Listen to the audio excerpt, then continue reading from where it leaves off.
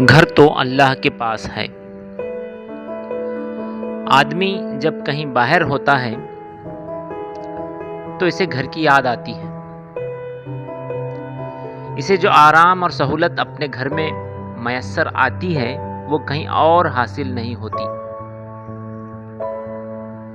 گھر میں خاندان یا پریوار کے لوگ ہوتے ہیں اور سب کچھ اپنا اپنا سا ہوتا ہے۔ اجنبی لوگوں کے درمیان کسی اجنبی جگہ وہ زیادہ دیر تک نہیں رہ سکتا۔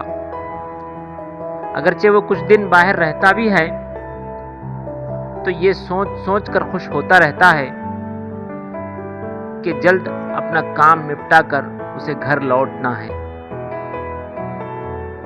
شام کے وقت پرندے اپنے گھونسلوں میں لوٹتے رہتے ہیں۔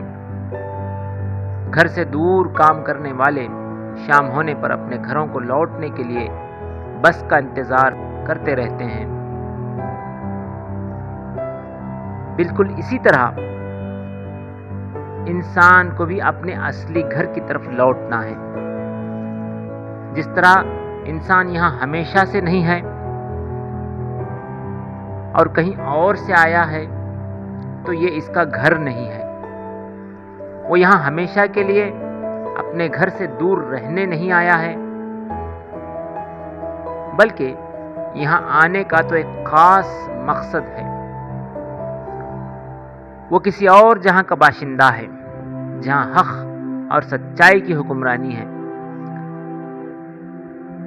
جو اس سے بہت اونچا ہے اور اچھا ہے جو اسے یہاں دیا گیا ہے۔ اس لیے اسے یہاں وہ حقیقی اطمینان، سکون اور شانتی حاصل نہیں ہو سکتی۔ وہ یہاں اس لیے بھیجا گیا ہے تاکہ خود کو اس دوسری دنیا کے لائق بنا سکے۔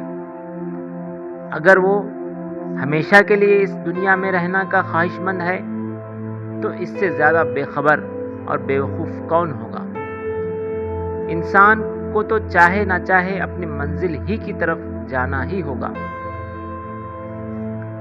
جہاں وہ اپنے رب اور بنانے والے کے سامنے ٹھہرنا ہوگا اور اپنی زندگی کا حساب دینا ہوگا، اور اپنے کردار یا کرموں کے آدھار پر اسے مقام حاصل ہوگا۔ قرآن اس سلسلے میں صاف صاف الفاظ میں کہتا ہے، اور آسمان اور زمین کی بادشاہی اللہ ہی کے لیے ہے اور اللہ ہی کی طرف سب کو لوٹ کر جانا ہے۔ قرآن